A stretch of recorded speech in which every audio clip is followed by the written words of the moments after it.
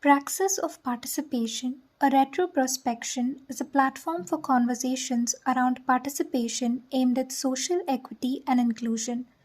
It marks the celebrations of the 25 years of Praxis Institute for Participatory Practices. This edition is titled Participation and Development: Glass Ceiling for the Marginalized. Morning to all of you.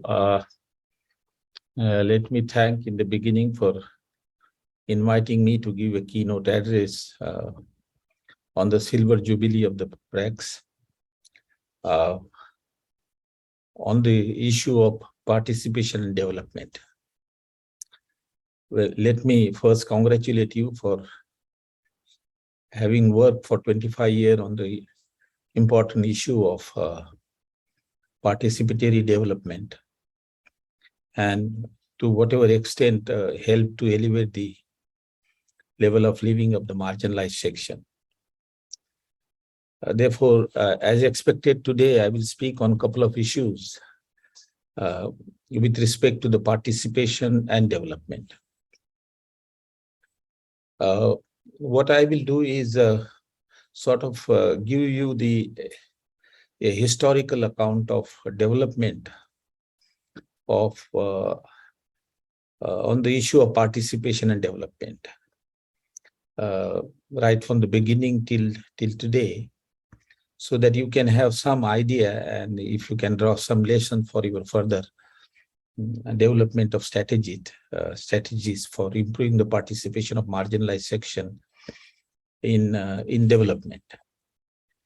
The first part we'll talk about the strategy and approach that has been used at the international level with respect to the development and its interlinkages with marginalized group or participation in development, in outcome of the development of the marginalized group, and the changes in the very concept over a period of time, and then spend a little bit of time, a couple of minutes on the Indian experience, and maybe we have some lessons. Let's begin with first point: what is development? When we talk about that there should be participation of a section who suffered from, say, poverty and marginalization in the development, it means that this section should also be the beneficiaries of development. Now, when we talk of development, we don't talk of development of the country, but we really talk the development of the people. So how do we measure development? What do we mean by exactly by development? Now, at the international level, the concept of development as such has gone into a significant change. But finally, the meaning that it acquired recently, a couple of, say, 10, 15 years before or 20 years before, is we talk about human development. That is the development of the people, development of humanities. So any economic development in the country should result into human development. Now, what do we mean by human development? Now, human development is measured by two indicators. I'm not going into the descriptive part of it. Measured by two indicators. One is the Human Development Index, and second is the Human Poverty Index. Now, the Human Development Index essentially take into account the necessary thing in the life of people which are required for their well-being and for their development. So generally speaking, in the Human Development Index, the UNDP, United Nations Development Program, which developed this concept, in which Amartya Sen and other several economists were involved, they include three indicators in human development, which then cover so many indicators in the background. One is that when there is a development in the economy and in society, the per capita income of people should increase. Now, per capita income is taken as an important indicator simply because, per capita income means per person income. So if a person has a reasonable amount of money and income, then a person can meet the need of food consumption, of education, clothing, health, and other needs. So income is considered as something which is very important for meeting the necessary requirement of the people. Instead of going into the detail necessary requirement, food consumption, poverty, health, education, malnutrition, civic amenities, and all that, the per capita income is considered as an aggregate indicator, which will tell us that if you have a higher income, you necessarily going to have a better human development or well-being. Second, this was the earlier wisdom, but the economists say that no, we should have some additional indicator, and the second indicator is education or literacy. Because education has a multiple impact. If you are educated, it not only help you individually to understand the world better, but it helps you get a job. Whatever you do, it helps you to sort of it facilitate your decision making and your participation. Therefore, education is taken as an indicator. And finally, the entire outcome of this per capita income and education result into a good well-being of a person, and the ultimate impact on the life expectancy. That if you are educated, you have good food and food consumption, your basic civic amenity, housing, electricity, water, and all that, then your life expectancy should be should improve. That is an aggregate cumulative impact of all good factor on the development, and that is life expectancy. So life expectancy is taken as a cumulative indicator which capture all the positive impact of development. So therefore, what they do is take per capita income, take literacy rate, and take life expectancy and work out an index. And you get some value of that index, on the basis of which you can then measure whether the development is high or low. I don't want to go into that. Later on, after a couple of years, people began to talk that when we talk of human development, we talk of positive change. And we don't get the idea as to where what is the way that we want to cover, where we are exactly lacking. Therefore, a human poverty index was developed. Human poverty index is nothing but a reverse of human development index. So if you take per capita income, now in human poverty index, you will take poverty. That so many people do not have enough income to consume proper food. And instead of literacy, you take illiteracy. Now, instead of life expectancy, you take other indicator, that the mortality rate, child mortality rate, infant mortality rate, and then work out the index. And you get a human poverty index, and human poverty index really tells you the target. Where are you lacking basically, and what you should do. Now, this is the latest measure that we take to study the development of people.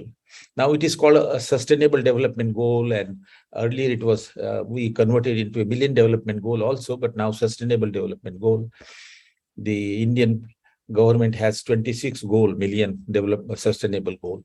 But basically, if you want to capture the development, these are the shorthand indicator of development. That is the first part of it. The second part of development is freedom.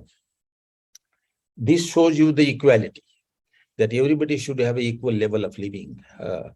But the other part is also emphasized by Amartya Sen and other, there is a book by Amartya Sen, Freedom and Development, that people should have also a freedom to enjoy freedom to take decisions in life and in society. So freedom is also considered as a measure of indicator of human development. Although freedom has not been factored in or included in human development index or human poverty index so far, there is only a description about it with respect to minorities, because in minority tend to lose freedom in the countries vis-a-vis the majority. So that concept has been developed, but it has not been converted into an index and included in the human poverty or human development index. But what is important is that if we want to measure the development, we measure development by human development index, by human poverty index, and some indicator of freedom, which are very clear indicator, but they have not been quantified and they have not been included in the index. That's the first part of it. Now, let me come to the participation now. That what strategy and what approaches will enable the poor and the marginalized to participate in development. I am not talking of strategies of participation. I am talking of what approaches and strategies will result into human development. That is the key issue. So we know the human development, but what strategies, economic development strategies, social development strategies will result into development and improvement in the well-being of the people. Now there is a long story, so I will only summarize in 10 to 15 minutes very quickly. And I won't go as back as many centuries before or so. I will begin with the mid-50s because that is a very big major landmark. Now in 1950, Simon Kuznets, one of the very great economists from Chicago University, studied the economic development of USA for the first time, taking the income data. That was a very innovative. He got Nobel Prize for that. That he built up an income data on an annual basis for 30, 40, 50 years and studied the development in USA basically. And on the basis of that, on the experience of the USA, he laid down certain hypotheses, certain strategy for human development. The experience was USA. Now, what is the major point of Simon Kuznets? Because I am telling you, beginning with Simon Kuznets simply because it is a strategy suggested by Simon Kuznets, which was eventually adopted by the World Bank and IMF, and World Bank and IMF then recommend for the several different countries in the world, including developing countries, including India. And India's policy were affected by what was suggested by Simon Kuznets and adopted by the World Bank. Let me briefly talk about Simon Kuznets. What Simon Kuznets is saying, that there are 2 points that you should remember about him, very briefly. I don't want to go into detail again.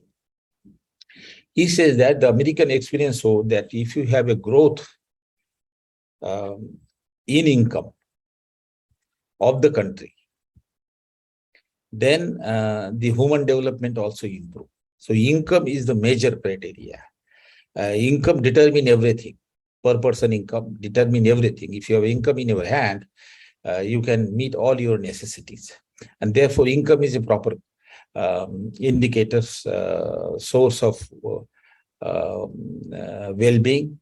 And then he found that in USA, the income had increased fairly substantially. As a result of that, it resulted into improvement in the well-being of the country and the people. So much so that USA is almost now ranked in the top countries in the world. But he has another aspect also, and that we should remember. What he says that whether this increased income help the poor or not is an issue.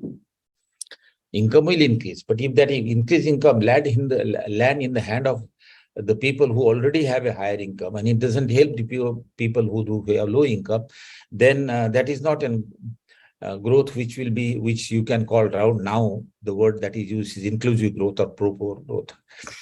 So what he said is 2 hypotheses are very important about Kuznets. One is that he said that if you increase the income, in the initial period, poor will not be benefited much.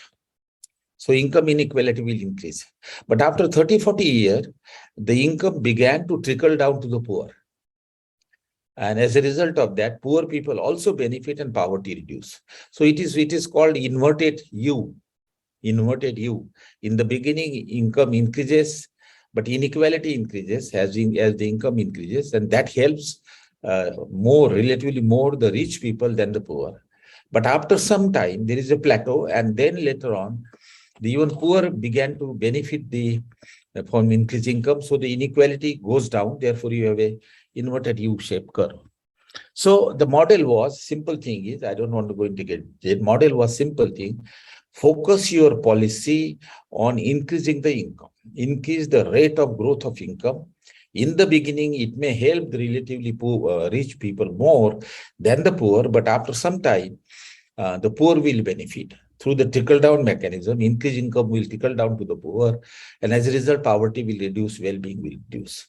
Now, this is the main strategy which was laid down by Simon Kuznets, which was accepted by the World Bank and which is accepted by the IMF and others to be recommended for the countries in the world. Now, there is one more point about this, that yes, you have a strategy, through which you increase the income at a rapid rate. But the approach of economic development should be such that the government should not interfere too much in the economic development. Let the development process be in the hand of the private sector. This state government should have a minimum interference. Only those sphere where you can let down rules and regulation in a manner such that it doesn't hamper the activities of the private sector. So less interference of the state, that is the old classical, neoclassical economics, non-interference, laissez-faire, what we call in economics, that don't interfere and let the private sector grow the way you want. Government should be facilitating. Then that development will lead to increase in the income, rapid growth of income, and eventually it will also, after some time, result in the reduction in the poverty. So that is the approach of Simon Kuznets, which was accepted by the World Bank and the IMF, which even India accepted. And you will see that the entire controversy about the development model and the role of the state and role of the market and role of the private sector is centered around this argument. Now let us come to what happened in practice a little bit, and then we come down to India. This model was used by many countries and recommended by the World Bank. Now the experience, there are two types of experience were witnessed by the World Bank. One is Latin American countries, second is the Asian country, East Asia, not South Asia, India, Pakistan, Bangladesh. These were not the part, East Asia. These two experiences are very important. Now, what happened in Latin American country was, very briefly, that income increases at a very rapid rate, but the poverty did not decline at the same rate. So the people began to doubt the Kuznets hypothesis that even after a substantial time, income went to the relatively rich people more than to the poor. And even if income had increased at a rapid rate and at a higher level, the poverty declined, but it did not decline much. And though disparity and inequality remains. So that was the one experience that began the World Bank people to raise a doubt that there is some issue with the Kuznets hypothesis. And there were a lot of writing by in the World Bank, for example, Papnek's books, Redistributive Growth, and Montexing Aluwale and other contributed in that. That is one point. The second point is East Asia. In East Asia, the poverty reduced very rapidly. Korea, so you began with Korea and come down to Hong Kong and Thailand and Malaysia and Indonesia. The poverty declined very rapidly. Japan, for example, and several other countries.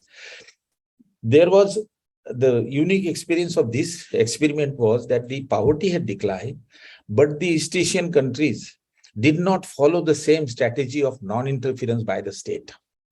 They use a strategy where state participates. State also took certain policies which they thought were important. And they were basically policies where state intervened in favor of people that make the growth pro-poor. Now, these were the two experiences that the World Bank and IMF had before them. And therefore, there was a rethinking in the World Bank that no, I think growth alone approach is not correct. The approach suggested by Simon Kuznets. What is required is growth plus approach. That is, yes, you require increase in the income. Without increase in the income, people cannot get the additional income in their hand. But you require certain additional policy such that this income also reach to the poor. Automatically, it will not reach. Growth alone approach will not fall. So what you require is the type of growth which will help the poor. You will have to have specific policies which will increase the income of the poor. That is the approach that was finally, the World Bank came into that conclusion. And around 2000, in fact, then World Bank, there is a report to which the Indian was a signatory, that they made several recommendations that you can follow the pragmatic approach, the approach which will result into growth as well as reduction in the poverty. So China's model, openly, the pragmatism, that whatever increase our income in the country, we will follow that approach. Inequality, another thing, we'll look into it later on also. So pragmatic approach was also recommended at that point. It is during this period the concept of inclusive growth came, around 2015 and all that. The inclusive growth concept came from the UNDP, and World Bank also involved. We are very fortunate that the leading person who thought of this concept was Kakwani, the Indian economist, who did his MA in economics from Kurukshetra University, a small university, but later on went to did his PhD from outside, and he and his colleague, they developed this concept of inclusive growth, that the growth should be such, growth in the income should be such that everybody participate in the increased income. The increased income doesn't land in the hand of few people only. Then, initially, then there was a debate around what is inclusive growth. So some people say that, the income of everybody should increase. Income should not poor increase and only rich increase, but the income of poor, middle class, lower middle class, and poor should also increase. So that was the initial thinking of inclusive growth. Later on, Kakwani and others, they argued, they said no. If you increase the income of the people, those who already have income, then it is not inclusive growth in the real sense of the term. It is not inclusive of poor. So they then added an additional meaning to the inclusive growth, and that is pro-poor growth. The growth which result into increase in the income of the poor and the reduction in their poverty. That's the criteria. And then there was a debate. Then Martin Rebellion from World Bank said, okay, yes, that is right. But then he said that any decline in poverty because of increase in the income should be considered inclusive growth. So any decline in the poverty because of increase in the growth should be considered inclusive growth. Kakwani and other objected. They say all growth will reduce poverty to some extent. So that doesn't mean that it's inclusive growth. The inclusive growth means that the income of the poor increase proportionately more than the income of the rich. And the share of the poor in the income is more than that of non-poor in the increased income. So then, I don't want to go into several criteria, but the simple point is that the inclusive growth is such a growth which is pro-poor, which increase the income of the poor and reduce the poverty. That is the concept that we now accept. Now, if you look at the Indian 11th plan and 12th plan, this concept has been agreed. So inclusive growth and pro-poor growth are interchangeably used. That is how the inclusive growth has been defined now. Now, that is the present wisdom. Now it has been given additional word and catchy word. The person who made an introductory remark, he mentioned about no one leave behind. That is the kind of catchy word World Bank began to use for inclusive growth. Now, very recent catchy word is share in prosperity. That when there is a prosperity, everybody should have a share. So all kind of playing of the word is being done now. But the key point is that the growth should be such that it reduces the poverty. Poverty reducing growth is inclusive growth. Now, that is the first point that I want to share with you about the latest wisdom. But there is an additional point. The experience from the Southeast Asian countries was slightly different. In Asia, the poverty reduced dramatically. It's called a miracle, Eastern miracle. But in Eastern Asia, there were additional factor and additional socio-economic situation which the government had to deal with, and that is diversity of the group. It is not a homogeneous community in Asian countries. In European countries, generally you find that in terms of group, you have the Christians. Entire country is Christian, either with a denomination, Catholic and Protestant and some other denomination, but that's all. There are no much diversity. Same is the story in USA, except that the black hair became a major factor in USA, but if you take in terms of religion, there is a homogeneity in entire Europe. Same is the case of Middle East countries. But in Asia, you find a lot of diversity. You have If you take Korea, for example, you have Buddhists, you have Christians, you have indigenous faith people, then you have several ethnic group, indigenous people. Now the Asian countries dealt with these issues. And how did they dealt with these issues? That the one of the economists from the Asian Development Bank, I don't remember his name, he's a Dutch guy. He expanded the concept of inclusive growth a little further. He said that Asian countries also develop policies to deal with the group which were marginalized and discriminated on the basis of religion, on the basis of caste, on the basis of ethnicity, on the basis of color, on the basis of region. So there are discriminated communities and groups there, and the countries in Eastern Asia develop affirmative action policy, group-specific policy to deal with the problem of this community while dealing with the overall economic growth also. And he developed a concept of what is called discrimination reducing growth and disadvantage reducing growth, in addition to the inclusive growth. The inclusive growth should be such that it is not only pro-poor, but it is also helpful to the discriminated group, that the discriminated group are not sort of denied participation because of discrimination, or they have certain disadvantage, and the disadvantage don't allow them to participate in growth. So he developed that concept. For example, discriminating growth in the sense that you have economic growth, and economic growth is possible through increase in the employment. Employment increases. Now, it is quite likely that the people like scheduled caste or certain religious minority or ethnic group may not get equal participation in employment despite the fact that they are qualified people there. So, growth in employment is there. 10% increase or 15% increase or 6% increase. But that increase in employment or income benefit the dominant group, and it doesn't benefit as much the discriminated group, because they are discriminated in employment, they are discriminated in business, they are discriminated in farming, they are discriminated in education. So this non-discriminatory growth essentially argue that the discriminated group also should have an equal opportunity and equal participation and fair participation in various indicators of human development. And for that, you require policy. General policies will not help. You require group-specific policies like affirmative action policy in USA, or reservation policy here, or equal employment policy in Northern Ireland, or special policy in Japan. You require a special policy for that.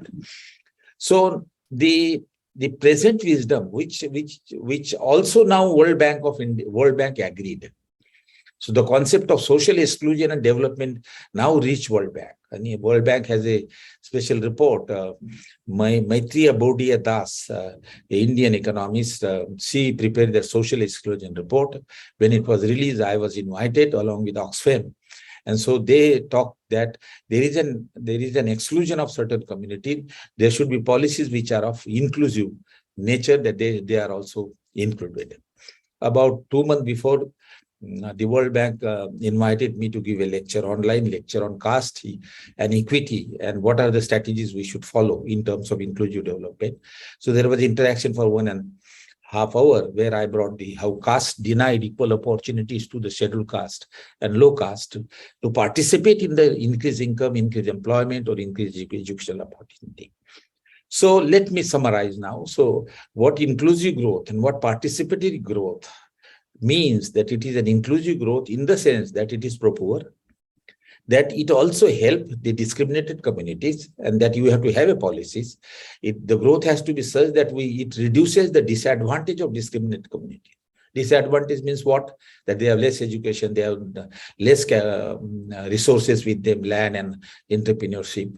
So they should be given the ownership, their ownership should be improved with respect to ownership of capital asset and human capability like education. So the inclusive growth means which is pro-poor and which is non-discriminatory and disadvantage reducing. That is the present wisdom, in my view, about the participatory development. Now let us come to India. I will speak for 10 minutes and then I stop. In India, no other country has diversity as much as we have. Every religion in the world is present in India, 7, 8 religions. But beside religion, we have caste system, we have social division, we have tribal, non-tribal. So the diversity, and then we have gender issue. So diversity in India is so big that we have a diverse group associated with religion, also color, also race began to play a role. You know, the northeastern people, how they face discrimination in Bangalore or in Delhi. So that was racial, basically. So racial, color, caste, then tribal, non-tribal, gender, and of course the religion, minorities versus majority. So a vast majority of group. So there is a whole lot of diversity of group, but this diversity is closely associated with disparities and discrimination. Discrimination became a source for the disparities between the different groups. But fortunately, we have recognized this. At the time of framing of the Constitution, we recognized the problem of caste discrimination, gender discrimination. In the Constitution itself, we have a provision for equality, the vote-earning Manusmriti, as a matter of fact, which govern the caste system. Equality, equal opportunity, equality before law. Then in fundamental right, everybody has a equal fundamental right of citizenship right, and that the untouchability has been banned, and it has been made an offense in the Constitution itself. As a follow-up of that, in 1955, we enacted the Untouchability Offence Act, which is now called Protection of Civil Rights Act, and we also enacted an Atrocity Act. So we have this provision, and as a result of that, this provision of the Constitution, there is other provision that Article 46, the directive principle, put responsibility on the state to develop such policy that it doesn't result into inequalities, and that it gives justice, social justice to the group which suffer from discrimination. So in Constitution, not only there is a provision, but there is also a moral responsibility on the government to develop certain policies. Also, although Article 46 is not enforceable in the court of law, but there is a moral responsibility of the government. Dr. Ambedkar brought it, as a matter of fact, in the Constitution. So as a result of that, we have affirmative action policy. We have a policy for the scheduled caste in legislature, in public employment, in education, in public housing, which started in 1944. And then at the time of independence, then in the Constitution, we had a policy for tribals. And now it has extended to OBC. Now it has been extended to several other groups, including the low income. So we have a policy which deals with the discrimination. We have two level of policy. First, that we have a legal safeguard. We provide a law against discrimination for discriminated group, both for women and for scheduled caste and scheduled tribe. And then we have a reservation policy which ensure the fair share to this group in proportion to their population, in legislature, in public employment, in education, in public housing. Although the whole vast private sector is out of it, there is a demand for reservation in the private sector. But we have developed the policies to provide avenues for the discriminated group to come up. Because the caste discrimination is so sticky and so strong that it doesn't go, it even prevails. I mean, caste discrimination is such that even those scheduled caste and low caste groups which converted to other religion, like Christianity, Islam, Sikhism, Buddhism, they converted in search of equality.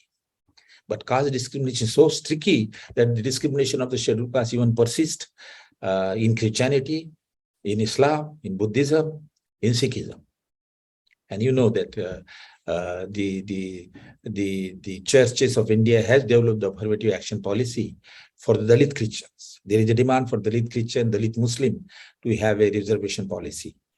But the churches on their own have taken a certain affirmative action policy for South India, particularly, that the Dalit Christian will have equal access to school.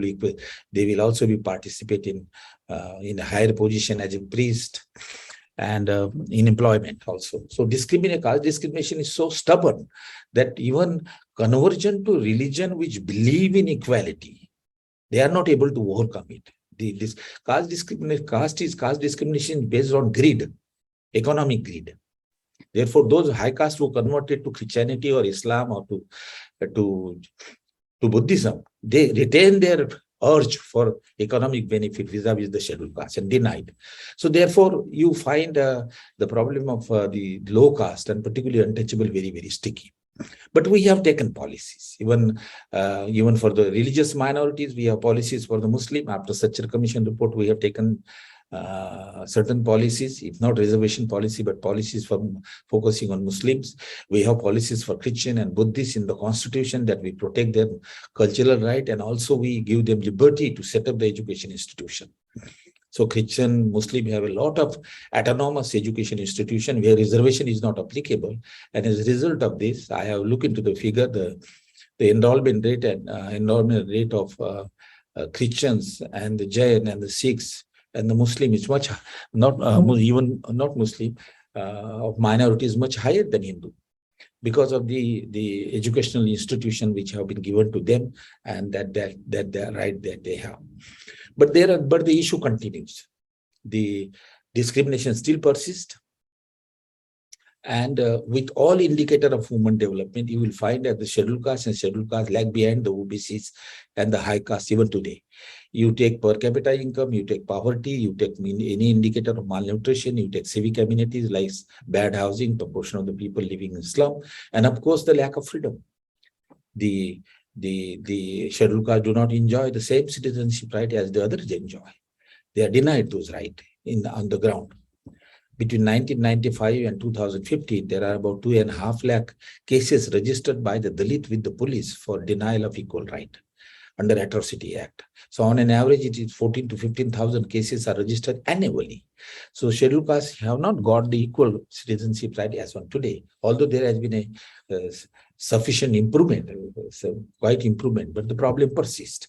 A problem persists of scheduled castes who are Hindu, problem persists of scheduled castes or Dalit who are Christian, problem persists of scheduled castes who are Buddhist and who are Islam, Muslim. So I think, but the point is that we have recognized, the most important point is that we have recognized that we should have inclusive growth which will take into account the issue of minorities also. Now, if you look at the 11th plan and 12th plan, it really includes this concept of inclusive growth, which means proper growth, and also a growth which focuses on certain groups. It talks about scheduled caste, scheduled tribe, Muslim, women, physically handicapped. So we have developed policy in a manner such that it will also growth will benefit to the discriminated group. But the problem is that this is confined to a very small section of the economy. The employment reservation is confined to only about 20%, which is public employment. 80% is in the private sector. There is a rapid increase in the privatization of higher education and school education. All the minorities, Muslim, Christian, Sikhs, there is no provision for reservation for scheduled caste. And then public private health. So privatization of the economy ultimately result into de-reservation, because there is no reservation in private sector. There is a policy now which is voluntary and self-regulatory. So it is, strictly speaking, there is no policy as such. So therefore the gap persists, and gap persists because of the limitation of the policy. So there is a challenge. The organization like BRICS should study first that which are the group which are really still poor, and what are their problems. And so should we help? I have written a book, Social Justice Philanthropy. I don't know, you may be aware about something. It was funded by Ford Foundation. So there I have seen that the large majority of the funding organization do not take into consideration the marginalized group or even gender issue. They say we go by the merit. We take a general problem of poverty, malnutrition, and all that, and do not focus on discrimination. It is only the NGO which are owned by the scheduled caste, they focus on discrimination. So there is a lesson for BRICS that after 25 years of journey, you should look back and see that have you really focused on the along with the general poor, along with the non-participation of the poor in the development, have you really focused on all diverse group and discriminated and marginalized group the way you required in a much more significant way?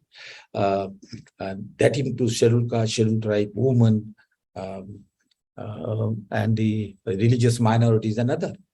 And you have to understand what are the forms of discrimination, why are they lag behind, why they are not able to participate, what is the nature of discrimination.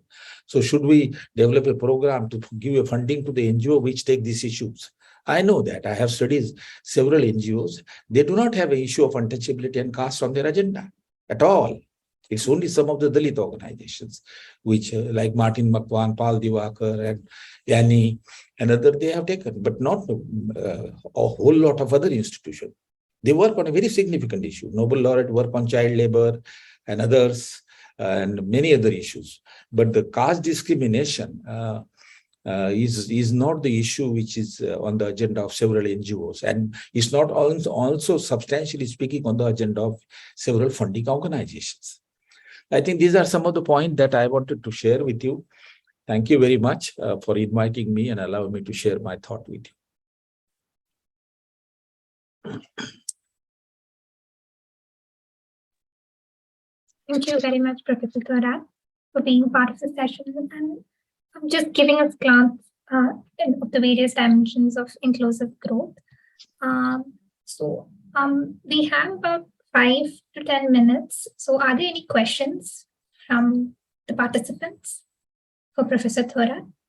Yeah, I can take 5 to 10 minutes, yes, because okay. I am speaking from Bombay. I am in a hotel and I have somehow adjusted because internet connections are always a problem, but thank God it's gone well.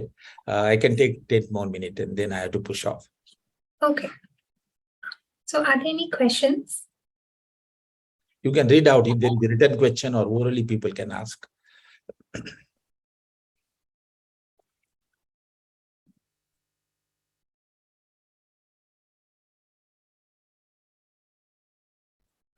Isaac, would you like to ask the question?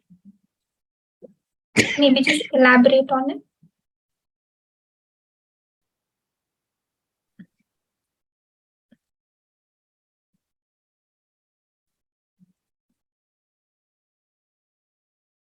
Okay, so we have a question in the chat box from Isad Hassan.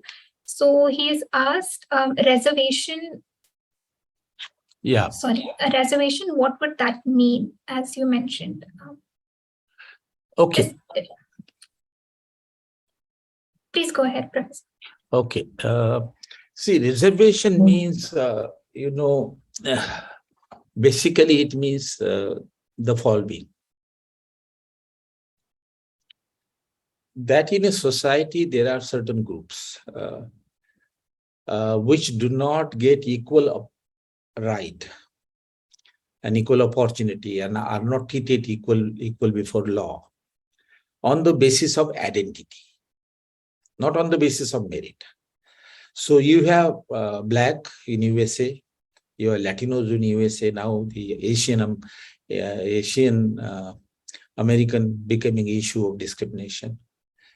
Then if you come to UK, for example, you have this Catholic versus Protestant in Northern Ireland. Then, of course, if you come down to Middle East country, there are several denominations of Muslims, Shia, Sunni, and others. You come down to, of course, Indian subcontinents, Thailand, Pakistan, Bangladesh. We have caste, we have tribal group. Gender is, of course, the uniform issue everywhere. And then there are several ethnic communities and groups in the Asian countries. Most prominent that we know is Burakuman in Japan. So if every country has certain groups which are discriminated, which means they are denied equal right because of their identity. Discrimination means treating equal unequally. And so they are not able to participate. Now, if some of the groups are denied those rights for several centuries, there are outcomes of those also. So, for example, untouchable in India were denied right to property, denied right to education. As a result, even today, despite policy, a very high proportion of them are landless, without asset, and high proportion of them are illiterate and less education. And of course, they lack civil rights. So this is one example. Same is the story with Burakuman in Japan or Black in USA. So there are influences of the past, but present also they are discriminated. They are not given a equal access to the citizenship right and opportunities. Therefore, the government develop policies And therefore, we have two types of policy in India, for example, or everywhere else for that matter, that one policy of economic development, increase income will benefit everybody. Then there is an understanding that increased income may not help the poor. So there are pro-poor policy that is called inclusive policy, which is pro-poor policy.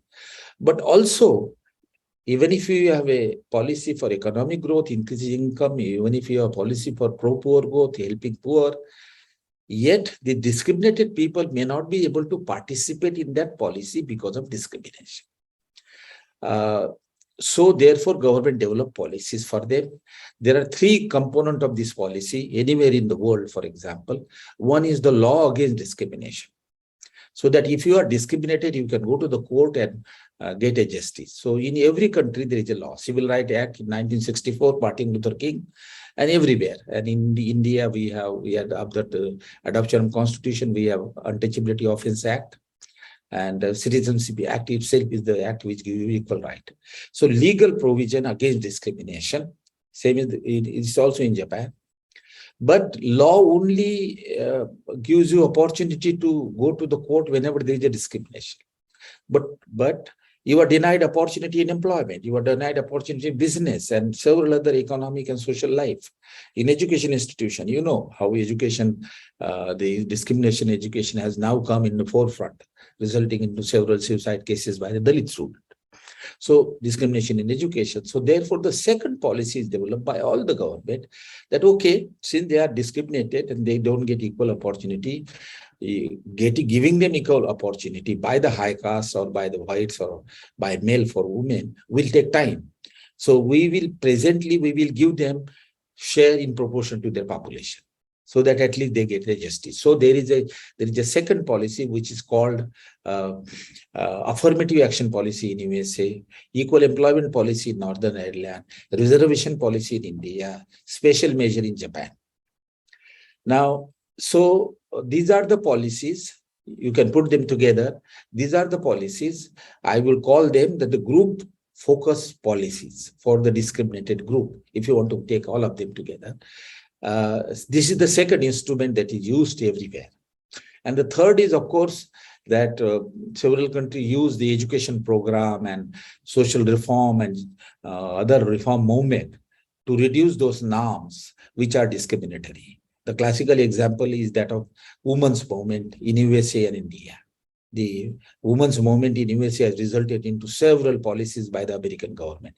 In our country itself, the women movement, which started in early 70s, has resulted into rule against gender discrimination, Ministry of Women's Development, Women Commission, several, and some informal affirmative action policy, if not direct. So these are three types of policy which are developed everywhere in the country. Even in Northern Ireland, there is a reservation affirmative action policy for the Catholic, because Catholic are discriminated by the Protestant. So there is Equal Employment Opportunity Commission, which saw to it that the Catholic get the proportionate share in the employment according to their population. There is no law, but there is a direct policy. So this is the policy, and the important thing is that this policy is there for private sector. In USA, it is for private sector. You know, in federal context, there is a reservation policy. Women entrepreneurs, Black entrepreneur, Latino entrepreneur get some preference for allocating the federal contact. So it's for private sector. Unfortunately, in India, it is only confined to public sector, government sector. So these are the group-specific policies which are developed by the government for giving a fair share to the discriminated group. Some here they have been withdrawn. Japan is a classical case that they have withdrawn the affirmative action policy in 2000 because they thought that they have brought the Borak women at such a level, and the society is such that now they don't face as much discrimination, and then their level is reasonably better because of the reservation policy or affirmative action policy. Thank you, Professor Tora. We have about 5 more questions. Do you think time would permit to answer that? Please go ahead quickly. I will be short now, brief. Please go ahead. Professor, I'll just read out the other bunch of questions we have. So maybe you can choose which one you would like to answer to. So one question is from Vidya. What do you recommend is the best way to solve these social issues that you spoke about? The other question is by Devasis. I hope I'm pronouncing your name right. What is impact comparison of inclusive development versus economic development? And then we have another question from Sridhar. What would be your advice to funders in the current context? Well, let me take the last question, the advice to the funder. I think advice to the funder, I would suggest Prax and some of the scholars in the Prax who are involved in the development policy, please read my book, Social Justice Philanthropy. That book is a study of 4 funding international organizations. That also studies the private corporate funding and also the family-based funding from Gujarat. There is hardly any focus on the issues of discrimination. So the first thing is that I think what Prax should do is to identify which are the most poor, depressed group in Indian society. Based on the statistic, you get that statistic. Then see what are the causes of their poverty. That scholars, it will be clear from that. And then give a funding to those NGOs who are interested to deal with those issues. Not all NGOs come forward to deal with the issue of caste. It's very difficult. Untouchability, gender issue, tribal issue, discrimination issue, because the many NGOs work on scheduled caste, many NGOs work on scheduled tribe and women, but they address the general issue. They do not touch the discrimination issue. Let me give you an example. For example, there are many NGOs which work in, Anganwadi and nutrition program. But there are rarely NGOs which deals with the discrimination of the scheduled caste children in a midday meal or Anganwadi or in the school. That is conveniently bypassed.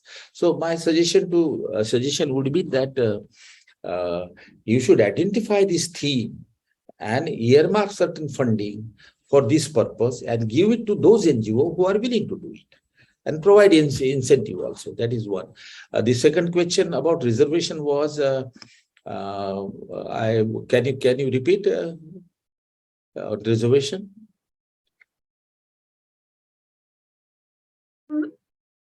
Yeah, so there was not one on, okay, there's one on reservation. Idea of reservation only for poor, SC/ST is getting louder. Many people argue that reservation should not be given to people who have already benefited and progressed economically. What is your take on this issue? I will suggest to this gentleman to read my article in EPW, 2016, I think perhaps, Prejudice Against Reservation Policy. I will make a general answer to this question that reservation policy is an instrument to safeguard the discriminated group against discrimination. So discrimination is the basis, not the economic standing of the person. So as long as people continue to face discrimination, there should be a policy, economically well-off or economically poor, because discrimination is independent of your income. The Christians are discriminated not because they are poor. Christians are discriminated because they are religious minorities. Women are discriminated not because they are poor. They are discriminated because they are women. Scheduled castes are discriminated in a village setting, rich or poor. They are debarred from having an access to a well or a temple. Not because somebody has a 7-acre land and somebody is landless. There is no difference between the two. Both are not allowed into temple. So discrimination is based on the identity of a person. And as long as discrimination continues, you require a reservation policy in the sense that you provide and safeguard, legal safeguard, and also give them the fair share. If some of the economically better off people voluntarily want to withdraw, they should withdraw. Then the second thing is that all those who are economically well-off scheduled caste should not be given economic incentive and facilities. Maybe they should not be given fee waiver, they should not give a scholarship, they should not be given whatever economic incentive that you give to the scheduled caste. Some of them cannot be given to the may not be given to the economically better off. But you cannot say that the Untouchability Offence Act should not be applied to them, because they also suffered from discrimination. Discrimination in education institution in a higher category of employment is of the well-off people. It has nothing to do with your economic background. That is the answer to this question. The third question was? Yeah, so Professor Thorat, we actually have a couple of questions, and I believe in interest of time, it won't be possible for us to take all of it. So would it be okay for you to share your email ID so that maybe the participants can contact, or maybe we from Praxis can collate these questions so that you can... Praxis has my email ID. Yeah, okay. Yeah, you can pass it on to them and I can communicate with them. But they should only, when you write the email, they should say that this is in continuation of my lecture. And yeah, good. Yeah. So thank you very much. We close here, isn't it? Yes, thank you very much for joining us. Shall I leave now? Yeah, sure. You can. Best of luck for your later discussion. Okay. Thank you. Thank you so much, Professor Thorat. Thank you.